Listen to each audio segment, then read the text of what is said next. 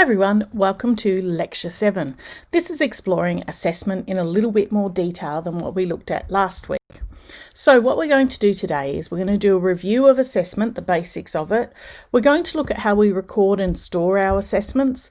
We have to have that big discussion about confidentiality and objectivity regarding assessments. We're looking at how we can use observations as a form of assessment, what standardised tests, particularly the on-entry data that we look at, and then some assignment clarification. All right, so let's have a quick review about our assessment. We always need to make sure when we're assessing that we are clear about why we are assessing, what we're assessing, and when. We need to make sure we understand how it fits with our teaching and learning cycle, because remember that assessment is an essential element within each section of our teaching and learning. It informs where we go to next. It's not just a summative assessment. When we write our objectives, we need to make sure that they are clear about the teaching that will happen within our lessons and that our assessments actually link back to our objectives. We then need to ensure that we use reflective evaluation and we keep in the assessment, planning and teaching cycle, so that way our assessment informs our planning, which informs our teaching, which reflects in our assessment, and our overall evaluation is how we make sure that we are putting that reflective practice into action. So let's look at our purposes of assessment. We want to make sure that it is for improved student learning and understanding about 3 different things. We want to make sure we're doing assessment for learning. So that's when we use our things that we found out to inform our teaching. Assessment as learning is when the students are actually going through that idea of they do something, they monitor what they've done, and that then starts to inform their future learning goals. An assessment of learning is when we use that evidence for students to be able to look at things, but for us to also be able to look at how they're going against their goals and standards. So let's think, how are we going to actually gather information, particularly when we're looking at children who may not be able to read and write when we're starting to collect some assessment. So we want to make sure that we have observations, but not just any observation. We want to make sure that they are targeted observations and they have a clear purpose.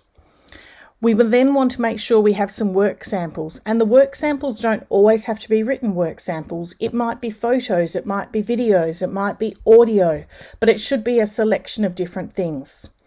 We then might want to interview the child to find out what they're really thinking about things, and we can use our technology to help us with this. We can keep the interviews and have those as records of work. We then have, at some point, most schools will have some type of standardised assessment regime that the children work with. For example, our year ones have our on-entry and pre-primaries have our on-entry data. A lot of schools use other types of standardised assessments. So how are you going to record that information that you come up with? So you've got observational records, you've got anecdotal notes, you have checklists, you have rubrics, and you have rating scales.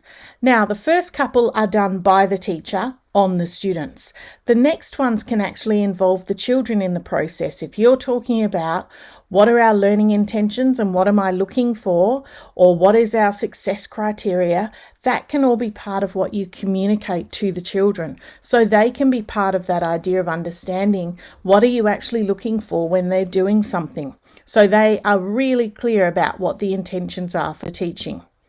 So how are you going to go through this idea of storing the information? So what I find is lots of times people collect lots and lots and lots of stuff, and then they don't know what to do with it. So let's look at these things. First of all, who has to access the information? So if it's only you that needs to access it, it can just be stored on a paper form. It can just be stored in your personal data of some sort in your checklist that you have online. If it needs to be accessed by other people, that's where you need to think about where do you put it, how do you put it, who is going to have access to it, because that would depend on the confidentiality of it. So you have to think who's going to need to access it. You have a professional responsibility to record data. about the children. You also have a professional responsibility to make sure the right people can access that at certain times. Some teachers get really titchy and they don't want to share their information about the children. They cite privacy issues. Well, your leadership team needs to see all of that information. Other teachers in the school might not need to see it, but your leadership team will need to see it. So you've got to make sure that appropriate things are stored in appropriate places. Most times schools or childcare centres, they will have very clear processes about what data is to be stored where. Some schools it is very open and transparent. Other schools it's different and they'll have different reasons for doing things. And the same with your childcare centres. They have very, very strict guidelines regarding privacy and the accessing of information about individuals. So you need to make sure that you understand what are the school processes so you can follow those. Every system has expectations. So for example, we have a mandatory reporting in place for all of our childcare and education workers. So you need to make sure that that is reported and not just written in your anecdotal notes. It needs to be put into somewhere that is for access by other people within your school, because that's how we've ended up with issues, is that individual teachers have thought there was something wrong and have not reported it to anyone. And that's why we have put in place system-wide processes. So you have system expectations. You need to be aware of what's going into cloud-based storage. So for example, if you're working in a Microsoft world, that's completely fine to put in quite confidential data, because Microsoft and the Catholic system and the education department system and most independent schools have negotiated a way that that data is stored on Australian soil and must comply with Australian-based guidelines about the accessing and use of information, which means it's safe, essentially. So you can put data about children, you can put confidential data up there. It's not going to be accessed by anyone else. It's up to you how and what you share with other individuals, because once it's in cloud-based storage, it can easily be shared with appropriate people. You need to be very clear about who are the appropriate people. So think about your cloud-based storage. You must make sure that it goes into an approved one. On the other hand, if it's going into a Google-based storage system or it's going into iCloud, you shouldn't be storing confidential data about the children in there. So you've got to think carefully about how you do things and make sure it matches your system expectations. Always check with everyone, and then sometimes double and triple check, because occasionally you'll get people who say, oh no, it can't be stored anywhere. Yes, it can. You just need to work out how and what you need to do to make it stored and accessible by the right people. That brings me on to our next thing. As we're collecting data about children and we're collecting data about parents and significant others of children and so on, we need to be really aware of confidentiality. So if we look at it, we have to understand, what does confidentiality mean? It doesn't mean we don't tell anyone. It means that it's about an individual's right to choose whether, when and how those behaviours are going to be shared with others. So things like every parent has a right to privacy. So what that means is that parents have to give you consent before your records are passed on to anyone else. So for example, you can't go and pass on your records to a paediatrician without having the parents' permission. And on the opposite side, the paediatrician can't send a report directly to a school without the parents' permission. So it works both ways to protect all parties in there. So everyone has a right to privacy. So you might request the report from the paediatrician about the child's possible autism diagnosis. The parents may say, we don't want the school to have access to that data, and that is the parent's right. So they have a right to privacy. Now, it comes down to thinking about what you're saying and how you're saying it, because essentially you're in a position of trust and you hold information. So you can't talk to another parent about another child in your class. You should, if you have parents coming in to help, explain to them about confidentiality and how they shouldn't be going home and talking to other parents about the children that they saw and observed in class. So you need to help people understand what that confidentiality means and what the right to privacy means. Now, we have to also be quite sensible about things. So what I find is that sometimes parents, they're just being a bit nosy sometimes. When you leave confidential data sitting on a table and somebody comes over and flicks through it, they're both in the wrong. You shouldn't have left it on the table, and a parent shouldn't go flick through your data either. But we know that that happens sometimes. So make sure confidential reports, information about children, information about parents is all kept somewhere that it cannot just be accessed by anyone. Because just because they are in the school doesn't mean anyone who works in the school has access to them. Certain people need to have access, but not everyone. So that's why some records are kept locked, other records are kept for public access to anyone in the school, and other records are kept only for access from teachers and so on. Parents shouldn't be able to go and just see anything about any other child. It just shouldn't happen. So your checklists, your assessment data, your anecdotal records, all of those should be kept off your desk and put somewhere that the parents on duty and the parents walking through the classroom shouldn't be able to see them in any way. So you have to think that is the position that you are in. You are that person that everyone trusts, and you have the obligation to ensure confidentiality. It's not just you should, you have an obligation for it. So because we are making sure that we're collecting different types of data, we're making sure that we're storing it in an appropriate place, we're making sure we're very confidential about it, we also have to make sure that we're very objective. Now, when we say the reverse, where we're subjective, it means we use lots of emotions and so on. To be objective, it means that we make sure that we, where possible, use the correct categories and labels, but we don't say that as the first thing. We talk about the child's behaviour and then we do an analysis of, is it related to the cerebral palsy that they have or the autism diagnosis. We don't say that they are displaying autistic-like behaviours if they haven't been diagnosed with any of those. So we can say that they've got a lot of regiment that they need to have in their routines, that they get very upset when their routines are changed and so on. But without having an actual formally diagnosed label, we shouldn't give them any labels because parents, they'll get very upset with that. And you want to at all costs avoid stereotyping children and applying labels to them because sometimes it can be wrong and that they're just demonstrating other things. So you want to try and avoid any type of stereotyping, if possible, in your writing of notes. So they may be displaying certain things which you're expecting, but be very objective when you're writing them down. So think how you just described the specific behaviours. Now you want to make sure that you're using a real variety of methods for recording your materials. So you can't just use a set of random anecdotal notes. You want to collect and record the information in an objective manner, which means it has to be more than one piece of information. So if you want to chat to parents about a child's behaviour, you should have a collection of data about that child's behaviour in different ways so that you are armed and ready with evidence to talk to the parents rather than just stressing a parent out because you've had one bad session with a child. You really want to be able to build in that collection of data together with an objective point of view about that data.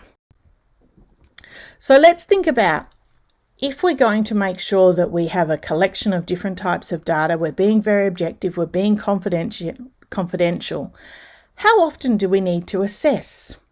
So we talked last week about assessing is constant. So you have to think about how often and what type of assessment are you going to do? And that could change depending on the year level that you're in.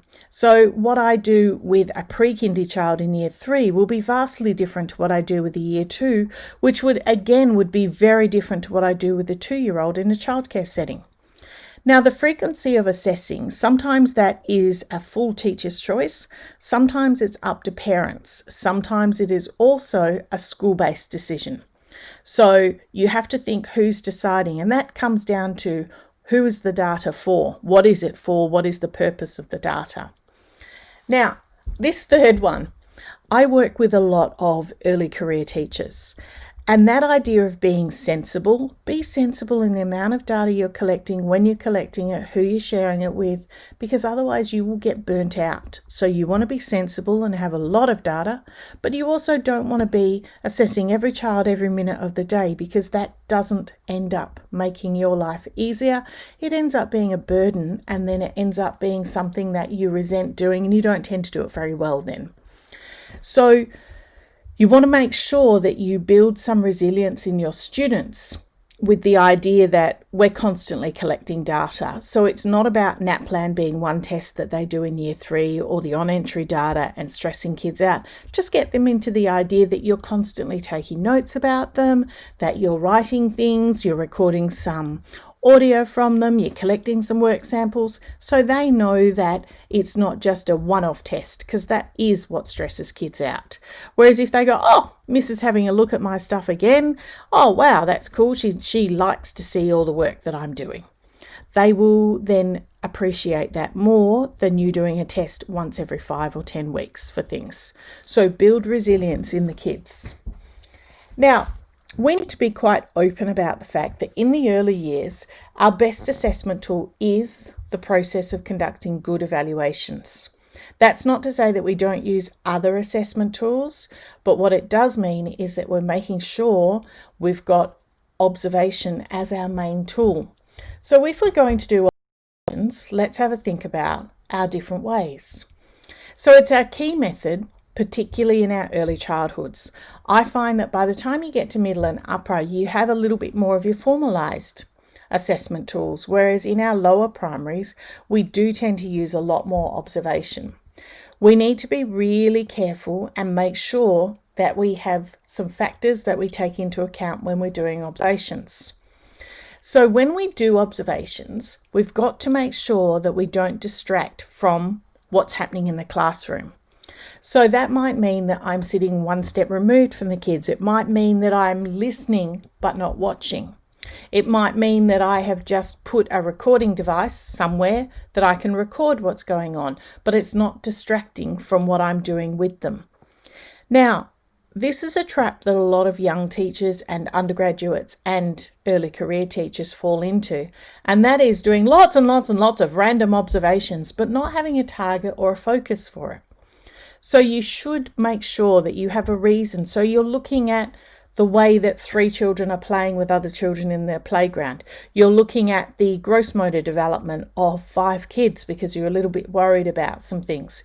You're looking at their fine motor development towards the end of pre-primary because you want to make sure that they're all able to hold a pencil and to be able to cope with the rigours of year 1. You target your observations. Then you need to think, how is that going to improve my teaching and learning? Again, doing random observations, writing things down and not referring back to them doesn't lead to an improvement. What we want to be able to do is to do our observations, to record our observations, to review our observations, and then think, right, I need to build these things into my teaching that's happening, and then I need to do some more observations. Whatever we do in a classroom, it shouldn't create anxiety. So if we're doing constant observations and the children see us doing those, it tends to lead to that's just what we do type of thing. So it should always respect the privacy and the dignity of the students. We need to make sure that we're making things easy for the kids, not more difficult. So we respect their privacy, respect their dignity, and we make sure that what we set up is actually designed to help them and that they know that too. So let's think about our purpose of our observations. Have a clear purpose, please. Set yourself a goal. You're looking at their speech development. You're looking at the pronunciation of certain sounds. You're looking at whether in their pre-writing activities they're going from left to right. Have a purpose to your observations. Don't just write down anecdotal notes when you write down what your assessment's going to be. Write down anecdotal notes looking at and so on. Now, I find that when the kids know I'm looking at them for a particular purpose, sometimes they show me that. And that can be good, but sometimes I don't want them to. I want to just see how they're behaving in unfiltered circumstances. So sometimes I just sit off to the side and I don't let the kids know that I'm watching them. This is the hardest part. Try not to interrupt the sequence of behaviour, particularly with your first lot of observations, because you want to see it play out. Obviously, if a child's going to be in danger or something like that, interrupt that, but you don't necessarily interrupt it all the time. And I try and observe from a distance. So it means that if I'm looking at playground behaviour and social interactions in the playground, that I'm sitting off to the side. Because again, when an adult is present, children behave differently to when it is just the children.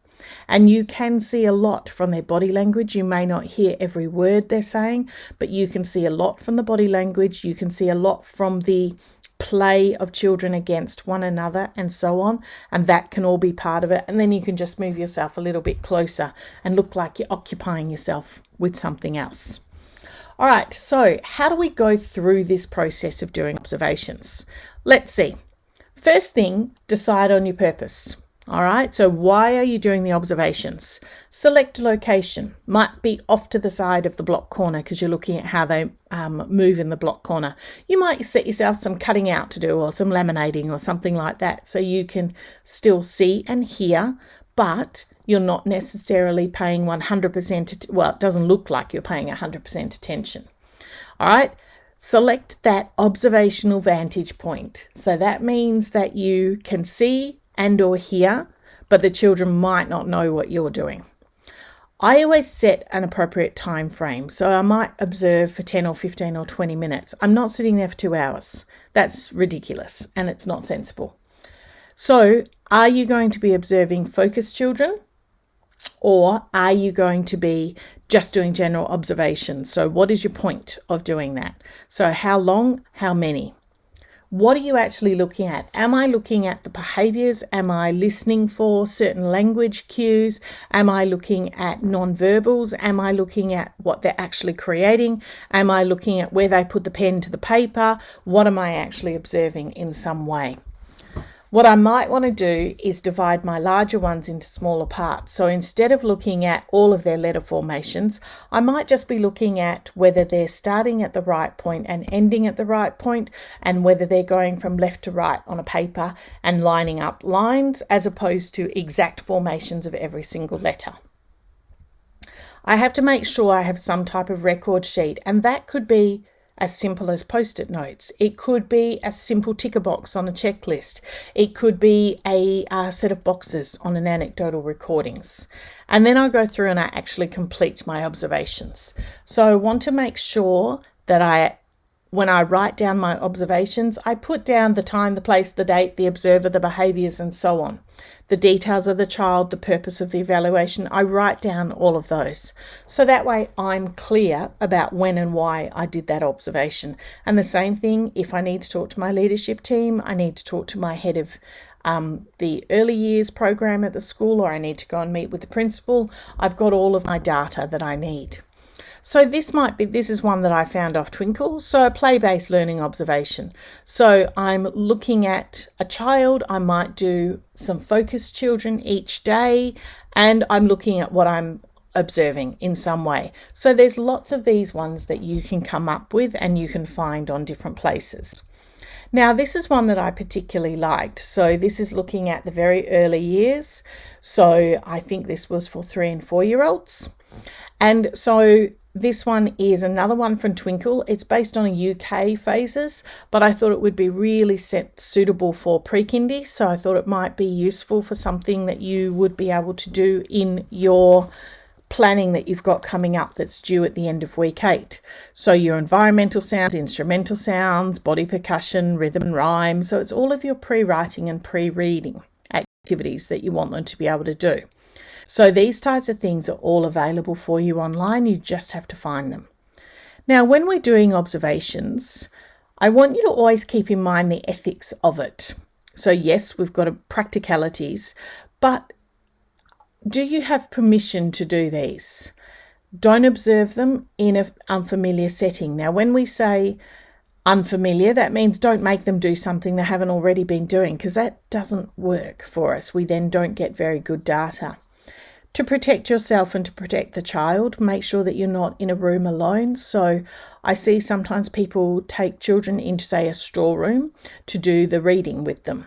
It's probably best not to do that if you're closing the door. Fine if you're keeping the door open, but don't go and put yourself in a closed room with one child. It's not okay to do. It will not be seen positively by the school.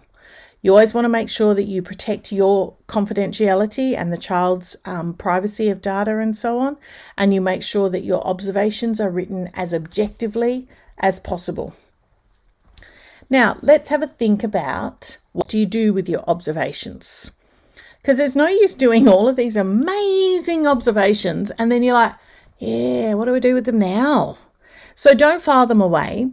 Assessment should be used by the stakeholders, and that means you, the parents, the school, and so on. Make a plan of action based on what you've observed. So think, right, I've observed that these 6 children in my class all have severe pencil holding issues. Ring up an OT, find out what you can do.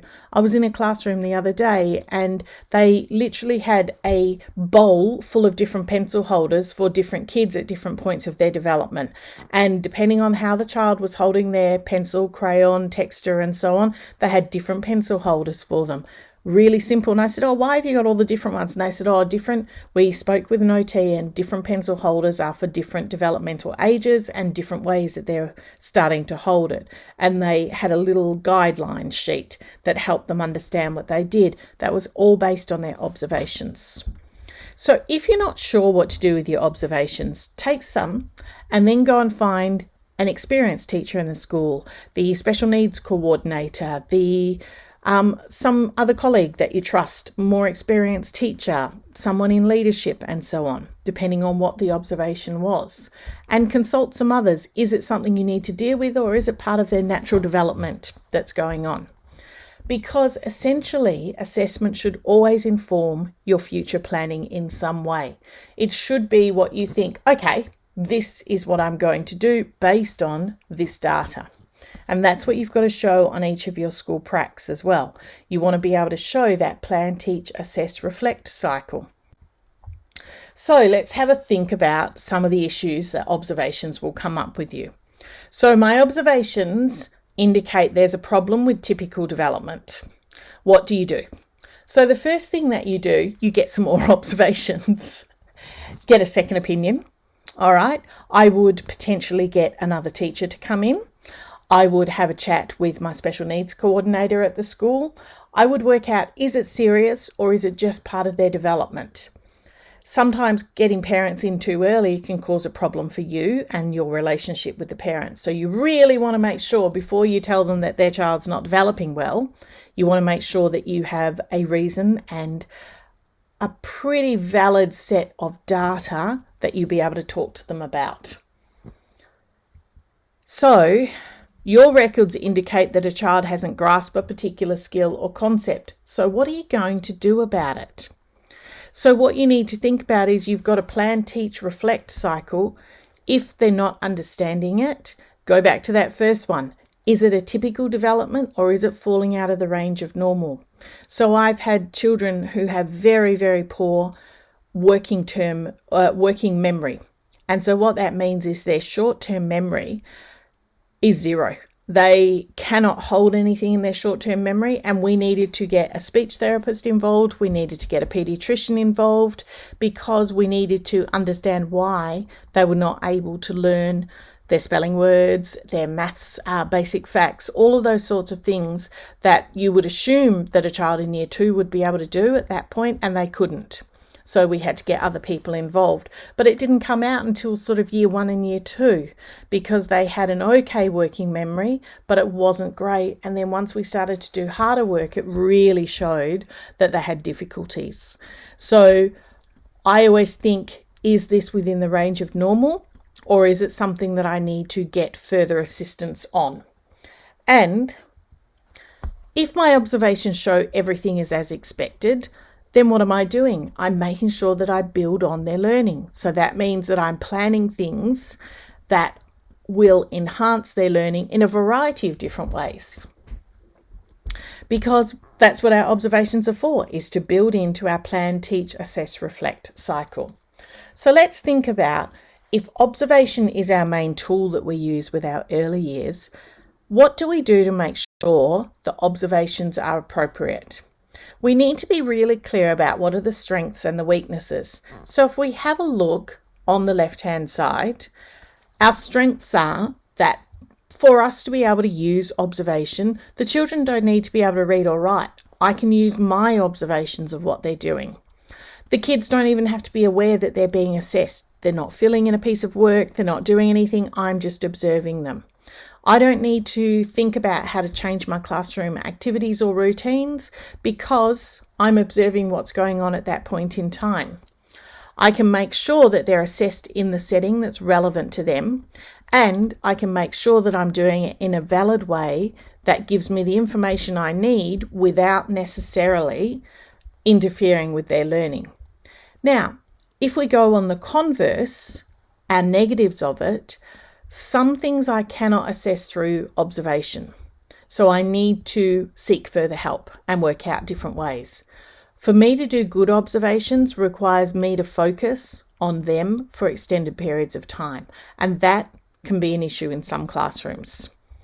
Now, we always have what we call the halo effect, where my perception of the child's development could be coloured in some way. So I have to make sure where possible I can be as objective as possible, because personal elements, they can colour my point of view about things. So I have to make sure that they don't. So let's have a look at some ways that we could write down our observations. So we can write down a simple observation. I've recorded my data about the child. So there's the children's names, where the location was, what domain I was focusing on, and the ages of the children. So I can see in there that I've got a couple of different things going on, and I have made my objective observation and my notes and my comments. That can be my reflection on the observation. So I can do a series of those. Again, I have a purpose for it, and they might all go together with some notes about social development in my classroom. So observation can be quite subjective. Whereas we have on the flip side, we have our on-entry testing. Now, our on-entry testing is a standardised assessment. It's taken in the year prior to year one, and basically it's a diagnostic tool. It shows what the children are ready for and what they're able to do. It looks at their literacy and their numeracy. It doesn't take into account most other things, but it does use some hands-on materials. So it's done online, but it uses some hands-on material, and then with the online test, the children aren't doing the test, you're filling it in with the online observation. That will then give you a report about each child. And I think the reports are also mapped to their NAP plan in year 3, so you can actually see if there is growth anticipated from their on-entry assessment all the way through to their year 3 NAP plan data. So it kind of says details about it if you go into the Department of Education. So then that's the parent letter that tells you a little bit more about it.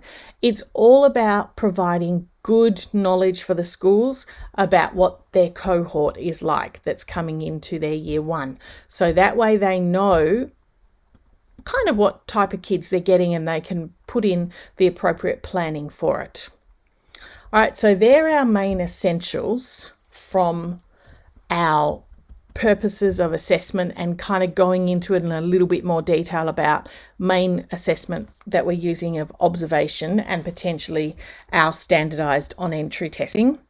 So let's look at what that means for your assignments. So assignment 2 is due the end of week 8, and you have to design some simple assessment tools for each of your 3 learning centre plans. So what Lee and I want is, if you say anecdotal notes or observations, make sure you elaborate and clarify what, when and how you will observe. So we don't want to see that you just write anecdotal notes. Well, what are you actually writing anecdotal notes on? Or what are you writing observations on? Or what are you making as a checklist? So think with your checklists. You can include them if you want to, or you can just put in a little explanation of what would be on your checklist, but be nice and clear and specific about it. Don't just reword the objectives. Okay, so think about how you actually reword it to make sure that it is broken down into all of the essential elements. So that's your assessment 2. So be clear for your 3 plans. What are they and how are you going to be assessing for them? Now, when we're teaching in the school, this is where you really need to think about what you're going to do, because we're going out for 3 lessons, which means that we want to have a diagnostic assessment at the beginning of the first lesson. You want to have a formative assessment at some point in the second lesson, and towards the end of the 3rd lesson, you want to have a summative assessment. So you want to make something that you can record, collect, photograph, or save in some way. So you've got to think carefully about this. What are you actually going to collect? Because you don't want to have something that you can't then reflect on later on. Now, it's a pivotal part of the assignment, and we're going to make sure that we share it with the school.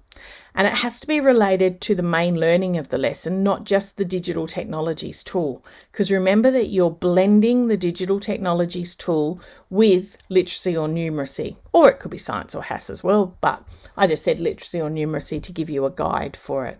So you want to look at their literacy and numeracy development, not just could they use whichever tool that you have. Okay. Now, let's have a look at our quick review.